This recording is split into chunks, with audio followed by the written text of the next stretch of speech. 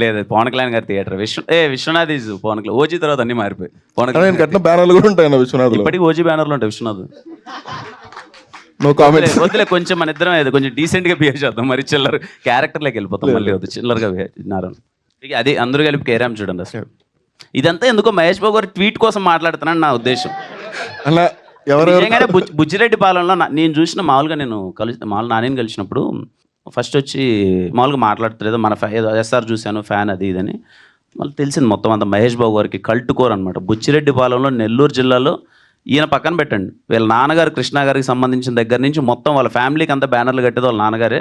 అది వారసత్వంగా ఇల్లు పుచ్చుకున్నారు.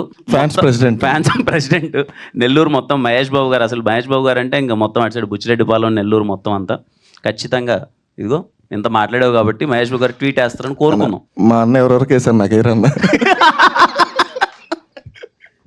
ఇదేదో కొంచెం ఈ వీడియో మన కంట్రోల్లో ఉంది కదా సార్, బయటికి ఇవ్వాలా లేదన్నది.